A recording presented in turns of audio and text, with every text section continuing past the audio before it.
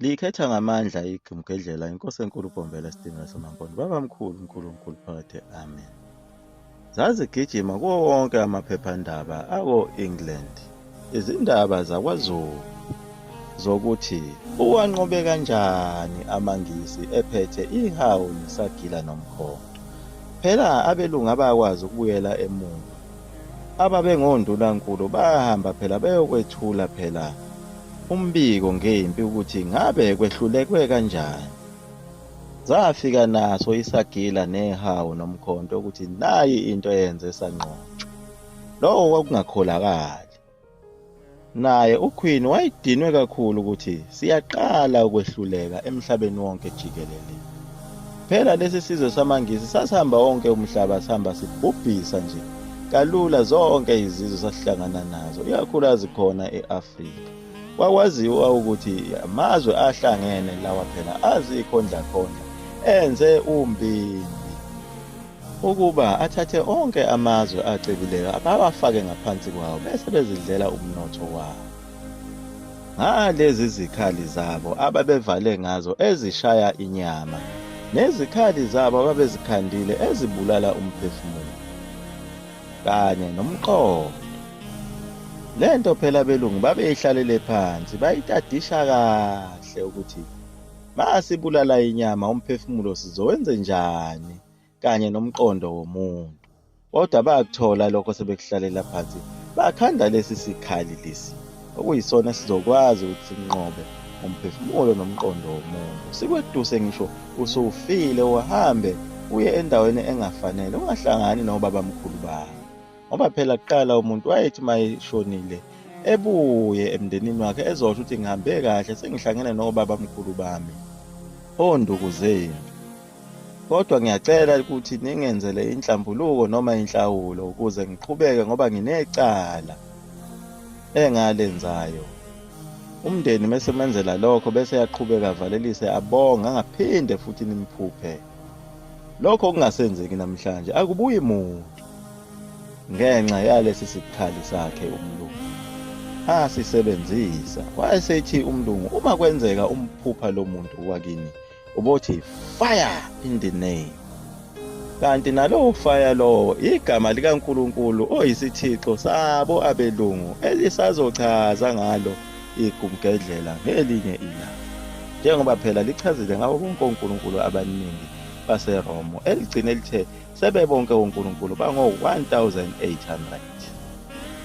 Kwaba nempikiswano enkulu lapha phela kwakwenziwe khona enye futhi inkomfa manje yokuthi lesi sizwe sakwaZulu njengoba sinqobile nje na kuleli hlandla lokuqala sizokwenze njani ukuze sikwazi ukuthi sisinqobe lesi sizwe. Aphikisana onke amazwe athi angeke kuze kwenzeke ukuthi khona umuntu ongathi ephethe lolukhuni nalomkhonto nalesi sikhumba senkomo thina siphethe izibhamu sinqotshwe yilowo muntu.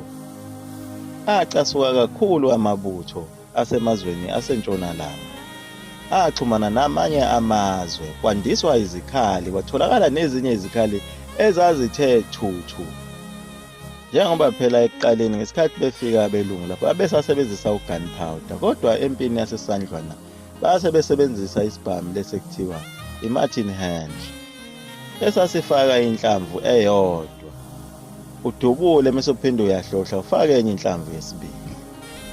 Bahluleka kunjalo ngoba phela ugunpowder base bewuyekile ngenxa ukuthi uma lina izulu ugunpowder awulungi kahle.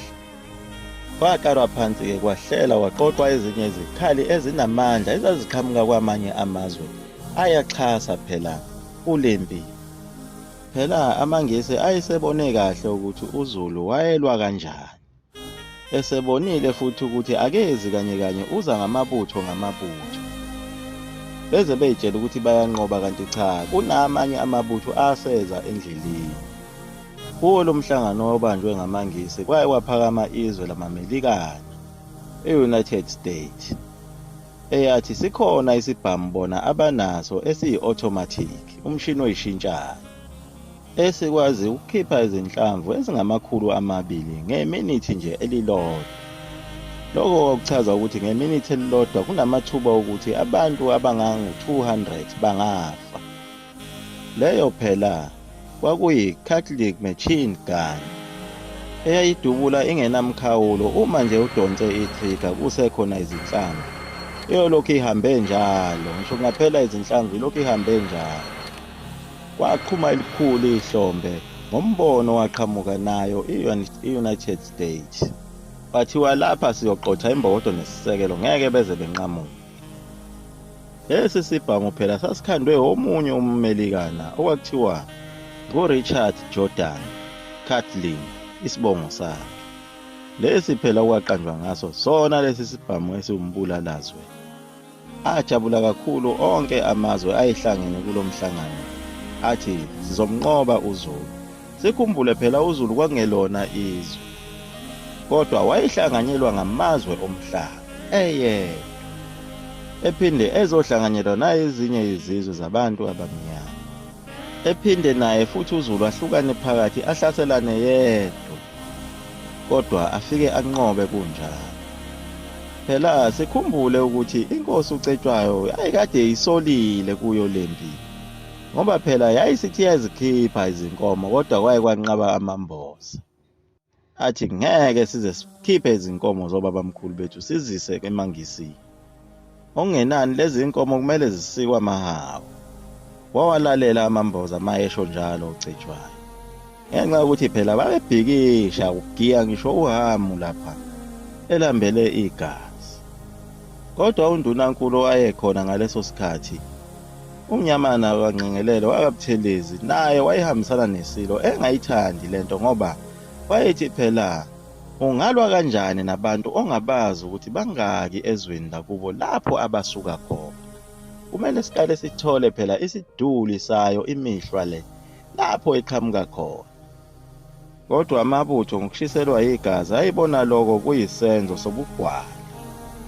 Yiko phela lokho kwaze kwenza ukuthi kuthathwe phela yena utshingayo kaMahole Khoza lona noMavumengwana wakwaNtuli ukuthi kube yibona abahola amabutho, ngenxa yokuthi uMnyamana kaNgqengelele wayengayingeni lento ngoba ethi lempi ayihlelekile kahle. Isilo uCetshwayo sathi hayi yekelela mfoka Buthelezi, siyeza isakho isikhathi. Wadedele amabutho enze inhloso yawo ngoba afuna ukuvikela izwe lobabamkhulu ngendlela yawo. Njengoba egcine enqobile kodwa isimo asihambi kahle, njengoba phela kungavunwanga kungekho nokudla. Ngesikhathi uZulu ebhizi ezikhotha amanxeba, wona amangisi ayaqoqa ahlanganisa zonke lezi zikhala, ayabuya eza lapha. Acasulwe nayisisho sakhe uCetshwayo ukuthi impi uyoyiqeda ngelanga elilodwa. Akhuluma ngayo leyo ndaba. Imkhumbi igcwele ulwandle, beza lapha bahlome bazingovovo. uSir Berkeley Frere lona wayengathukuthele eveva esemthethise wamqeda uLord Chelmsford, owayengundunankulu phela ephethe abanye ondunankulu. Naye ephethwe uye phela uLord Chelmsford, lona phela wayehlezi khona lena eBrithani. uLord Chelmsford naye wayedinwe kakhulu eza esezimbeva phela uthethisiwe. Uzoze anqunywe nayo kuzo kwezamasosha lezi njengaye lo yamfundisi okuthiwa uJohn William Colenso, bese ngena emlandweni omubi manje ufuna ukulungisa igama lakhe. Imikhumbi yayithe wathalala igcwele ulwandle, kodwa banikwe nomyalelo wokuthi le nkosi yabo laba bantu iyafuneka lapho kuba ibonakala kuze izoditinywa kahle, ife kancane kancane ngesikhulu esihluku ngoba ibulale amangisi amaningi. Siyawukhalela kakhulu uZulu ngoba kwenzeka konke lokhu nje awuboni nakubona, futhi awubonganga noNkulunkulu wawo ngoba phela akasamazi uNkulunkulu wabo okuyena obalekelele kulempi, kodwa bakholelwa izinyangeni futhi abasazi nokuthi wayebongwa kanjani. Siyadabuka kakhulu ngayo indoda yebheshu enguCetshwayo, iyaguqa lapho ikumgedlela mzulu amafutha omkhulu udwento mnesuka phakathi.